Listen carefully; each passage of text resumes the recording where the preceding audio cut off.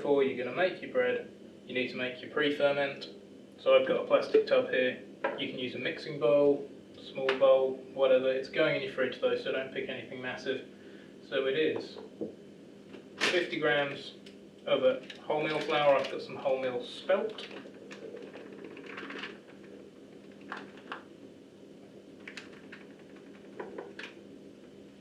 Getting there. 50. 300 grams strong white bread flour.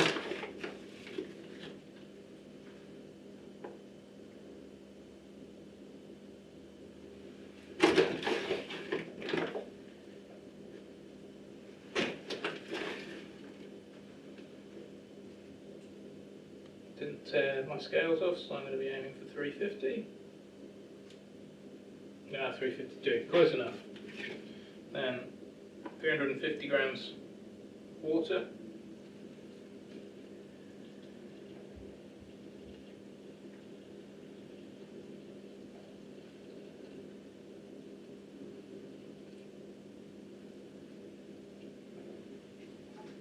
And then half of your packet of yeast, which is going to be about 3 grams. You can either weigh it like I am, or you can just eyeball it. And with the other half, that's going to go in the fridge as well. There we go. And just mix it all together.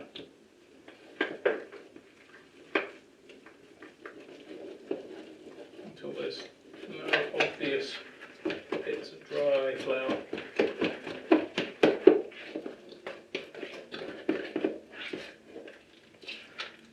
Just about there. So, with wet fingers, little lid off, stick it back in with its friends.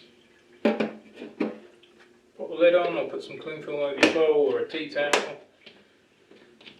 Chuck it in the fridge, and then we'll be ready to make bread with it tomorrow. So it's the next day.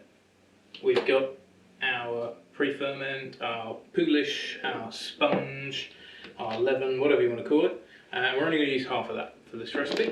So we are going to need 350 grams of this guy. So grab your scales, put your bowl on the scales, tail it off so it's at 0, and then I'm going to make the scraper a little bit damp so it doesn't stick as much. And then just going to scrape a lump of it into the bowl. That is 290, so we need a little bit more. 342, I mean it's probably close enough, but let's try for precision. 46, or it's an exciting game we're playing. 350, cool. So this is going to go back in the fridge, and we're going to use that tomorrow to either make focaccia or some pizza dough. So put the lid back on that, or if it's just in a bowl, sling a tea towel back over it, and just chuck it back in your fridge. Then we're going to need to add a few more ingredients, so we are going to need 350 grams of water, which I'm going to add first. So again, set your scales back to 0, or do the maths in your head.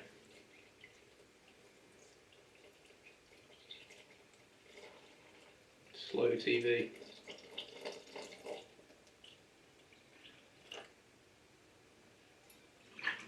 $350 grams of water, and then we're going to want some flour. But first let's give this a little mix around, just so it's all a bit easier to... I'm using my hands, you don't have to. Use your fork, use your scraper, use whatever makes you happy. Just, you're not going to get the pre-ferment or starter or poolish or whatever you want to call it, you're not going to get it to mix into the liquid completely. It's not going to become a slurry, but just this sort of helps break it up a little so there aren't any giant lumps. Just makes everything a little bit easier to incorporate, and give our hands quick rest because we're going to stick them in a flour bag. Great. That's back on there. 0 again, and then we're going to need 650 grams of flour.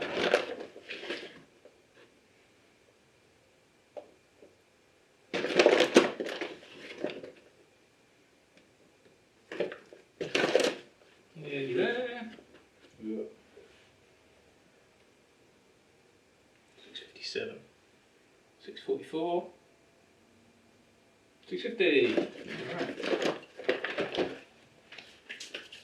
And then we're going to give this all a mix, and also, very important and nearly forgot, about half a packet of dried yeast. So we're going to put the other half in the fridge. We will use that tomorrow. So same as before, after our shaggy ball of dough forming, I'm going to wet the back of my hands again so things don't stick so good. And then once we've got our shaggy dough ball, we're going to knead it for about 5 or 10 minutes, and then we're going to add 18 grams of salt whilst we're kneading. And this time we're just going to sprinkle the salt on top of the dough, just for something different. So the idea of the longer fermentation time with having a little bit of kind of old dough, sometimes it's called in cookbooks, a little bit of that in the fridge. It's just that it just improves the flavour of the bread, really. It also makes it a bit more digestible. So the downside, the real downside of sort of commercially produced Chorleywood processed bread, other than it tastes pretty rubbish, sort of pappy white bread, great for a bacon sarnie, not great for much else, is that because it's made so quickly, it takes about 90 minutes start to finish to produce a loaf of bread using the Chorleywood bread process. It doesn't really give the dough any time to ferment, so it's not particularly digestible. There's no enzymatic activity going on there. So there we go. There is our shaggy dough ball. Just rescue as much the dough out of the bowl as possible, which is where these curvy scrapers are super useful because you can get right into the corners. And again, slightly wet your hands, and you should be able to scrape most of the dough that's stuck in your scraper off. Add that to its friends. Don't want to miss out on the dough party. Cool.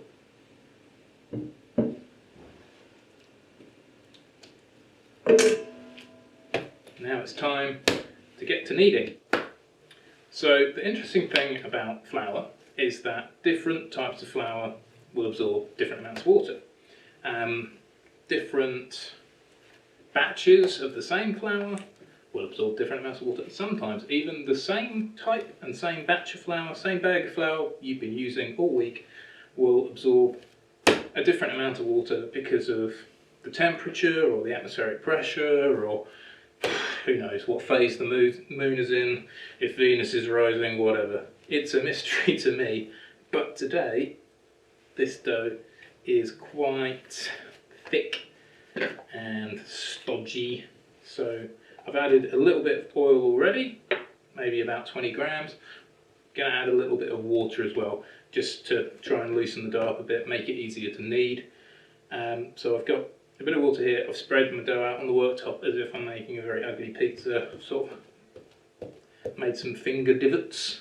Now I'm just going to chuck a splash of water in, and then just going to sort of fold the dough over like a little envelope to trap some of that water, and then we're going to squash it all together with our hands, squelchy, squelchy, squelchy, just to try and work that liquid into the dough. Just really squeeze it betwixt your hands. If it were in a bowl, we could sort of cut the liquid in, so use a scraper, but it's on the worktop now, so I guess it depends how you're choosing to knead your dough. It sort of feels a little bit better now, might be a bit easier to knead, so gather it back into a sort of cohesive lump. Pick any rogue bits of dough off my finger. Right, see how we go now with the old slap and fold.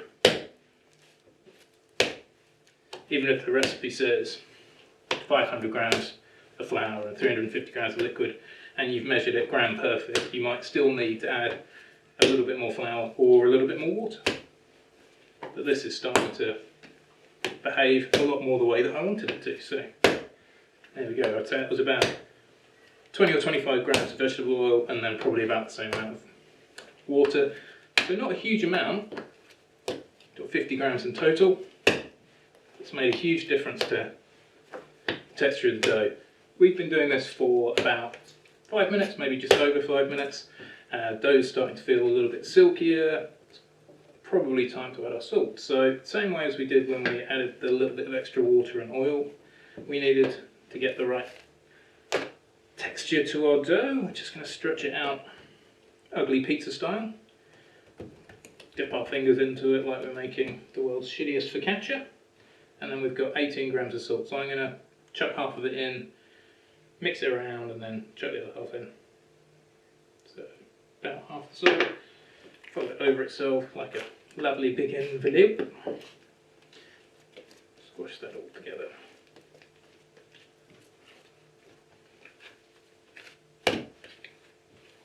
Do a little bit of English kneading for a bit.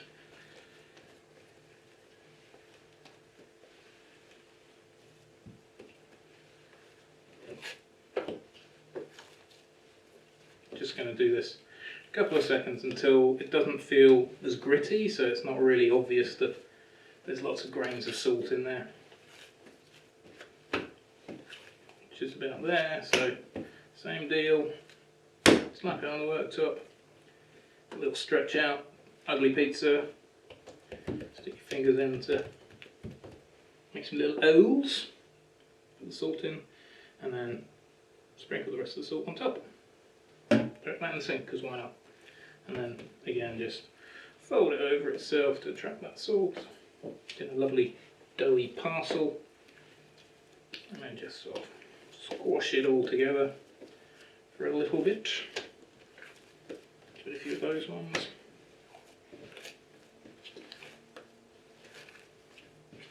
And you should feel quite quickly a sort of surprising change in texture to the dough, because salt has an effect on how gluten forms sort of matrices, crisscross patterns of gluten, and salt really helps those structures form.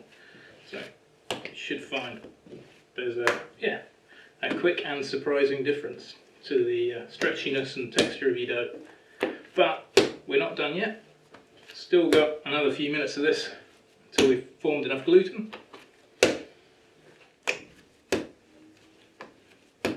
So we've been kneading our dough now for about 10 minutes, so roughly 5 minutes, and then we added our salt, and we've done another 5 minutes since. It's starting to feel pretty good, but there's no harm in doing a quick window test, so grab a scraper, cut off a decent sized bit of dough, and then just stretch it between your fingers, and yeah, just about see light through it before it tears, so in a pretty good place.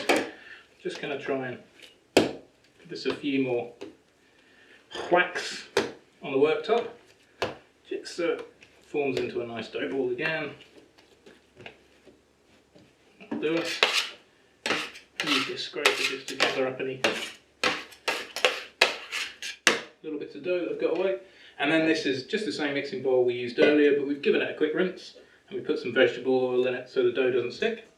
Pop our dough ball in there, pop a tea towel there, and you're going to leave it out on the worktop for about an hour or an hour and a half, just until it's doubled in size, and then it will be ready to shape. Okay, so it's been about an hour, our dough's doubled in size, so now we're going to divide it into 3 baguettes and a loaf. So going to need a scraper, some scales, and some flour's probably helpful at this point. So I'm going to put a little bit just on the top, and then I'm going to, just with my fingies, work my way around the edge of the dough.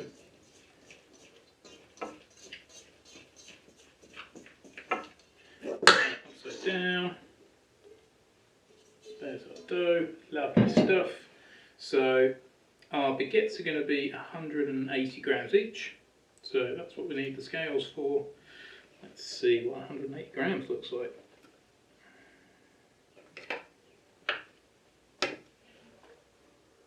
$168, so 176, 180. I mean, I couldn't resist. Loads of flour there, just because it's quite wet dough, so it's going to stick. Okay, so 156. 183, close enough for rock and roll. And then our last bit, 150, 64, 179, again, close enough. So those are going to be baguettes, this one's going to be a loaf. So the loaf we're just going to shape like we have done previously. So we're going to fold it in 4, move that out of the way. So grab each edge, give it a little pull to stretch, and tuck it over the other side. There we go, so that's our little square round loaf. And then we grab a corner, pull it into the middle. We do that all the way around, and that should give us something that starts to look a lot more like a ball. Get some of this flour off the worktop because we need a bit of friction to make a nice taut ball. So again, we're sort of sweeping and folding and tucking the bread under itself just to try and make it as tall and taut as we can. Sort of pushing it into an oval shape and then tucking it back into a round. A lovely round boo. Again, I did it again. I can't not say boo in a stupid voice. What are you going to do? Bit of flour on top. Lovely stuff. Grab your scraper tape, transfer it, I'm going to pop it straight on a piece of parchment paper. But what's probably a good idea at this point is I've got some semolina, but you can just use flour. So semolina's better than flour for stopping loaves sticking when they bake because it sort of acts like little ball bearings almost. So a little sprinkle of semolina on the bottom. Put that to one side. But again, if you don't have semolina, which you might not, and it's probably pretty difficult to get hold of at the minute, then just dust some flour on that baking paper. And then pop that there. And then a good amount of flour on top actually, because we're going to have to cover it in a cloth while it rises. So that's our loaf done. That's just going to stay there for another hour until that's doubled in size again. So we've got a 180 gram portion of dough, and step one is sort of the same as if we were making a loaf or making bread rolls. We're just going to gather the edges into the middle, just roughly, just to make a sort of loose ball. Turn it over, give it a little squeeze around until it's roughly ball shaped. Put that over there while we do the last one. And then same again, just into the middle, not too tight, otherwise it'd be difficult to make it into a baguette shape. Grand. So now what we're going to do is we're going to make them into baguettes. So we're going to turn them seam side up, and then what we're going to do is we're going to fold them, give it a little stretch and fold, and then we're going to push the heel of our hand along to seal it. We're going to do that a couple of times. So fold it over, and then we're just going to press along sort of like that. Turn it over, do the same thing. So a bit of a stretch, and then pressing the heel of your hand. You can do it that way around or that way around, doesn't really matter. Just try to squash that in. And then you've got a little sausage of bread with a seam on the bottom. And then we'll roll that around to make it longer and taper it at the ends. So just to do that again.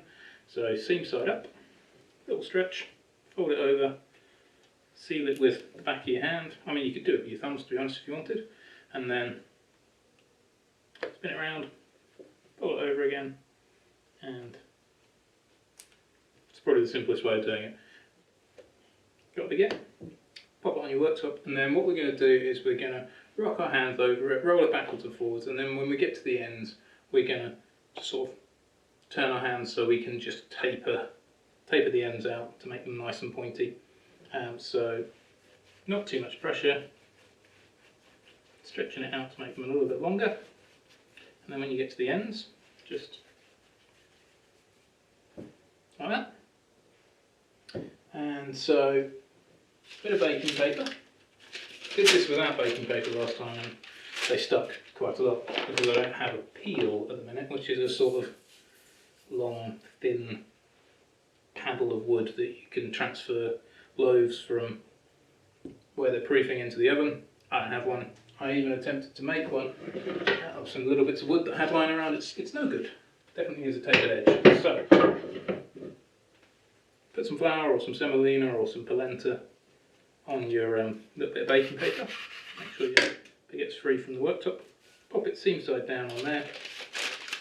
Now what we've got here is just got a tea towel, and we're going to form a little pleat in it. Pick our little bag up, pop it in there, and then we're going to make another pleat, and then that's where our third baguette's going to live. So, baguette, again, just rolly, making it longer, and when we get to the ends, we're just tapering those out. Try and make sure your seam stays on the bottom. This one's a bit sticky for some reason. A bit of flour. Great. And then same story. A little bit of baking paper, dusting flour, or if you've got it, pinch of semolina. You can use rice flour instead, or polenta. Kind of coarse grain is fine. Put that in the middle, with little pointy bits. And then, having previously made that pleat, we'll pop this guy next to it. Fold another pleat into that cloth. And then I'm going to stick a wooden implement there, just to stop that falling over. Chuck a tea towel over the whole lot. And then come back in an hour when they've proofed, and we'll pop them in the oven. So our baguettes have doubled in size. I've just trimmed their parchment paper down so they'll fit up a little bit snugger together in the oven. We've got a pizza stone in the oven heating up, but it's circular, and our loaves are long and skinny, and I had a bit of an issue last time I did this where I couldn't get them all to fit neatly, and I ended up with sort of strange snaking baguettes. So hopefully with these bits of parchment paper we'll find a way around that. So instead of trying to use our makeshift peel to get them onto the stone in the oven, I'm going to get the pizza stone out and put it on the hob, stick these bits of parchment paper with the little baguettes on top, slash them quickly, back in the oven, and I'm going to put some water. There's a baking tray in the bottom of the oven, so I'm going to pop some water in that as well just before we shut the door again. So let's see how we go. So, gloves on.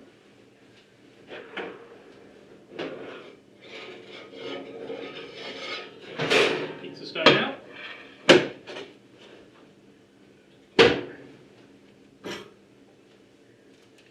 Shimmy our baguettes onto it. Hopefully they'll just about fit. Yeah, lovely. Loads of room. Oops. I have to knock all the air out and you slide them around. Okay, so that's those guys on there.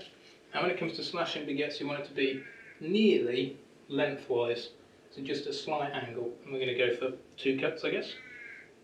Maybe 3. Let's go 3. 3 sounds good to me.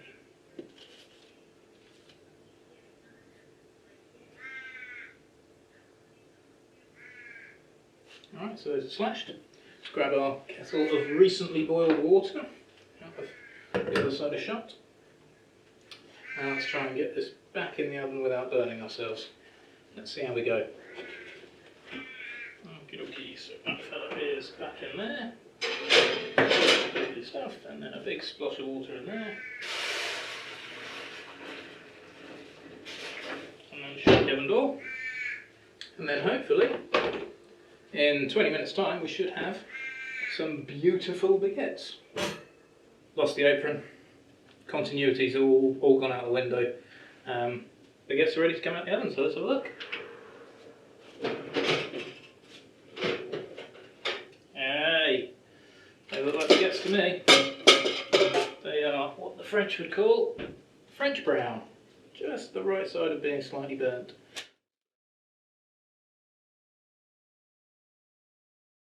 Okay, so it's been 20 minutes in the oven with the lid on. Time to take the lid off, and then another 20 minutes with the lid off. So open the oven door. Pull this fella out.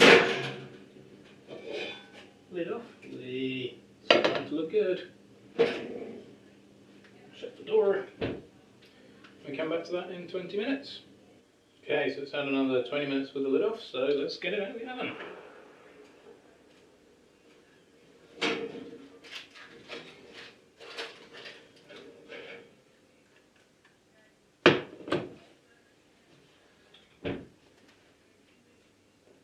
So it's out of the oven. It's had 20 minutes with the lid on and 20 minutes with the lid off. And I used the paper some of the paper to get out without hopefully burning myself.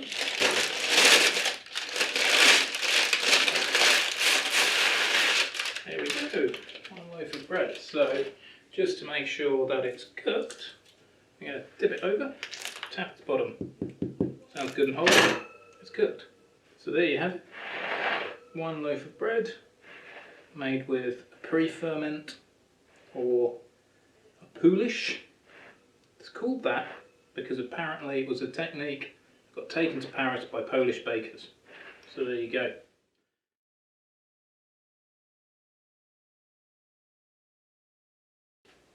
Lovely.